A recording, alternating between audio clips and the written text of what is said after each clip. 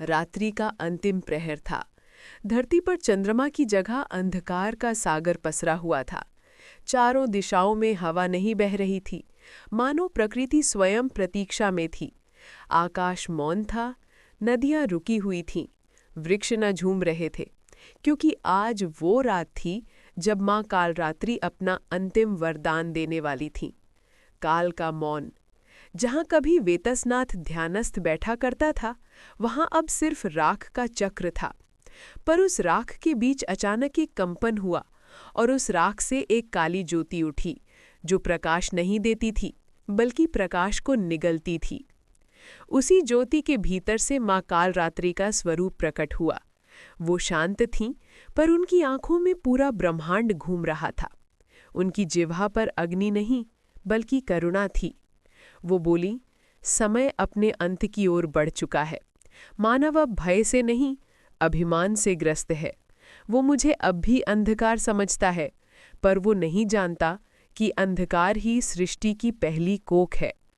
माँ का दर्शन। माँ का स्वरूप इस बार अद्भुत था। न वो नग्न थी, न रक्त से सनी हुई। अब उनका शरीर नील आकाश के समान था। उनके चारों हाथों से न संहार, बल्कि मुक्ति की किरणें निकल रही थीं। उनकी आंखों से आंसू बहे। वो आंसू पृथ्वी पर गिरे और काले कमल में बदल गए। माँ ने कहा, ये कमल मेरा अंतिम वरदान है। जो इसे पाएगा वो मृत्यु से नहीं डरेगा, क्योंकि मृत्यु उसी के लिए है जो मुझसे अलग मानता है। जो मेरे भीतर आएगा वो स्वयं काल का स्वामी बन जाएगा। देवी की चेतावनी। माँ का स्वर अचानक गंभीर हो गया। चारों दिशाओं में बिजली कौंधी और आकाश में हजारों आत्माओं की गूंज सुनाई दी। सुनो हे मनुष्यों, जब जब तुम लालच में सत्य को भूलोगे, जब तुम धर्म को वस्त्र बनाकर पहनोगे, जब तुम्हारे मंदिरों में लोभ और द्वेष का गीत गाया जाएगा, तब मैं फिर आऊंगी। और तब मेरा रूप वो नहीं होगा जो आज देख रहे हो। तब मैं विनाश बनूंगी। उनकी आवाज से पर्वत हिल गए, समुद्र गर्जने लगे और आकाश लाल हो गया। वेतस का पुनर्जन्म। धरती पर एक साधक तपस्या में लीन था। उसने न अन्न खाया न जल पिया। वो केवल एक नाम जप रहा था, जय कालरात्रि माँ। अचानक उसके शरीर से प्रकाश निकला। वो वेतसनाथ का पुनर्जन्म था। माँ ने मुस्कुराते हुए कहा, फिर तू आया, तू मेरा संदेश फिर से देगा। वेतस ने सिर झुकाकर कहा, माँ, मैं मानवता को क्या कहूँ? माँ ने उत्तर दिया, कहना, भय में भक्ति नहीं होती। भक्ति वो है जहाँ तू अपना अहंकार भस्म कर दे। जो मुझ में खो जाए वही जीवित है। जो मुझसे डर जाए वो पहले ही मर चुका है। अमरता का रहस्य। वेतसनाथ के नेत्रों में तेज भर आया। माँ ने अपने हाथ से उसके हृदय को छुआ। वहां से प्रकाश नहीं, अंधकार की एक बूंद निकली। वो बूंद धरती पर गिरी और अमृत बन गई। माँ बोली, यही है अमरता का रहस्य। जब तू मृत्यु को स्वीकार लेता है तो मृत्यु तुझे छोड़ देती है। जब तू भय से मुक्त होता है तो काल तेरे चरण चूमता है। माँ धीरे धीरे आकाश में विलीन होने लगी। उनकी आवाज़ अब हवा में गूंज रही थी। मुझे खोजने शमशान मत जाना, मुझे पाने के लिए ध्यान मत करना। मैं तेरे भीतर हूँ, तेरे भय, तेरे प्रेम, तेरे मौन में। जब तू स्वयं को पहचान लेगा तब मुझसे मिल जाएगा। उसके साथ ही आकाश से एक काला प्रकाश बरसा। धरती पर जितने भी साधक, तांत्रिक, योगी थे, सबके भीतर एक ही मंत्र गूंजा, जय कालरात्रि माँ। जो अंधकार को स्वीकार करे वही ब्रह्म को जान पाए। और फिर रात समाप्त नहीं हुई, क्योंकि वो रात कभी थी ही नहीं। वो थी माँ की श्वास, जिसमें आज भी सृष्टि घूम रही है। कालरात्रि का अंतिम वरदान समाप्त नहीं, ये शुरुआत है। जो इसे सुन लेता है उसके भीतर कुछ जागता है। वो या तो प्रकाश बन जाता है या अंधकार का पुत्र। हजारों वर्ष बीत चुके थे। दुनिया बदल गई थी, पर मनुष्य की आत्मा वही थी, भ्रमित, लालच में अंधी और अपने ही भय में कैद। धर्म व्यापार बन गया था, साधना प्रदर्शन।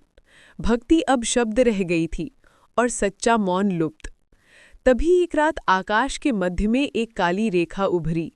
वो न बादल थी न छाया, वो काल का संकेत था। धरती की धड़कन थम गई, पक्षी मौन हो गए, नदियां एक क्षण के लिए स्थिर हो गईं, और उसी पल काल रात्रि का पुनः प्रकाश हुआ। देवी का अवतरण। आकाश फट गया। वहां से प्रकाश नहीं, अंधकार बरसा। पर वो अंधकार जलाता नहीं था, बल्कि जो अंधकार को स्वीकार करे उसे आलोक दे रहा था। उस अंधकार से एक रूप उतरा, काला नहीं, नीलवर्ण, तेजस्वी पर शांत। माथे पर चांद, नेत्रों में अग्नि और अधरों पर मुस्कान। वो थी माँ कालरात्रि, पुनः अवतरित। पर इस बार वो शमशान की रानी नहीं, मानव की चेतना का स्वरूप बनकर आईं। माँ और मानव का संवाद। एक युवा तपस्वी आणव उस समय हिमालय की एक गुफा में ध्यानस्थ था। वो वर्षों से मौन में था, पर उसके भीतर प्रश्न था, माँ, क्या आप सचमुच अस्तित्व रखती हैं? और तभी गुफा में एक आवाज़ आई, धीमी पर धरती को कंपा देने वाली, अर्णव, मैं कभी गई ही नहीं, तूने अपनी दृष्टि मोड़ ली थी। अर्णव ने आंखें खोली, सामने माँ खड़ी थीं। वो किसी मूर्ति जैसी नहीं, बल्कि जीवित ऊर्जा थीं, जैसे हर सांस में ब्रह्म बोल रहा हो। वो कांपता हुआ बोला, माँ, क्या आप फिर आई हैं विनाश के लिए? माँ मुस्कुराईं, नहीं बेटा, इस बार मैं विनाश के लिए नहीं, जागरण के लिए आई हूँ। मनुष्य ने भय में मुझे भुला दिया, अब उसे प्रेम में मुझसे मिलना सीखना होगा। देवी की चेतना का संदेश। माँ आगे बढ़ीं। उनके हर कदम से पृथ्वी में नीले प्रकाश की लहरें फैलने लगीं। उन्होंने कहा, सुनो हे मानवता, अब समय का अंत नहीं, परिवर्तन है। अब तुम्हें ये समझना होगा कि काल दुश्मन नहीं, वो गुरु है, जो तुझसे सब कुछ छीन लेता है ताकि तू स्वयं को पा सके। उन्होंने आकाश की ओर हाथ उठाया। वहां असंख्य दिव्य ज्योतियां प्रकट हुईं। वो बोली, ये तेरे कर्म हैं, जो तेरे चारों ओर घूम रहे हैं। जब तू इन्हें देख लेता है, तब तू मुझसे एक हो जाता है। आधुनिक जगत में देवी का प्रवेश। माँ अब पृथ्वी के हर कोने में फैलने लगी, किसी के ध्यान में, किसी के वेदना में, किसी की आंखों के आंसू में, कभी किसी बच्चे की मुस्कान में, तो कभी किसी तांत्रिक के मौन में। उनकी उपस्थिति दिखती नहीं, पर महसूस होती है। जहाँ भी सत्य, साहस और करुणा एक साथ हो, वहीं माँ कालरात्रि का पुनः प्रकाश होता है। आकाश से अंतिम स्वर गूंजा, मनुष्य, तू विज्ञान में दौड़ रहा है, पर भीतर की चेतना में सो रहा है। जब तक तू अपने भय का सामना नहीं करेगा, तू मेरी लीला को नहीं समझ पाएगा। मैं अंधकार नहीं, मैं वही प्रकाश हूँ जो तेरा भय मिटाता है। जब तू मुझे प्रेम से पुकारेगा, मैं तेरे भीतर प्रकट हो जाऊंगी। उसके साथ ही पूरा आकाश एक क्षण के लिए शांत हो गया। कहीं कोई ध्वनि नहीं, बस एक गहरी शांति। वो शांति जो मृत्यु के पार होती है, जिसे माँ कालरात्रि का पुनर्प्रकाश कहा गया। आज भी कहा जाता है, जिसके हृदय में सत्य की लौ जलती है और जो अपने भय को गले लगाता है, वो हर अमावस्या की रात माँ के उस प्रकाश को देख सकता है, वो प्रकाश जो अंधकार में छिपा है। जय कालरात्रि माँ, जो मृत्यु में जीवन दिखाए और भय में प्रेम। रात थी, पर वो साधारण रात नहीं थी।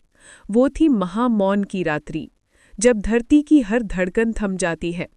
आकाश में न कोई तारा था न चांद, सिर्फ एक काला प्रकाश जो चमक नहीं रहा था, बस जीवित था। वो प्रकाश माँ कालरात्रि का स्वरूप था। वो अब किसी शमशान की देवी नहीं, बल्कि सृष्टि की चेतना बन चुकी थी। माँ का आह्वान। पूरी पृथ्वी पर एक ही समय में हजारों आत्माएं जागी। कहीं एक बालक ने स्वप्न में माँ को देखा, कहीं एक वृद्ध साधक ने हवा में उनकी उपस्थिति महसूस की। आकाश से आवाज आई, अब समय नहीं, चेतना बदलेगी। मनुष्य अब मुझे खोजने नहीं आएगा, मैं स्वयं उसके भीतर उतरूंगी। हर जगह, हर जीव के भीतर एक कंपन हुआ।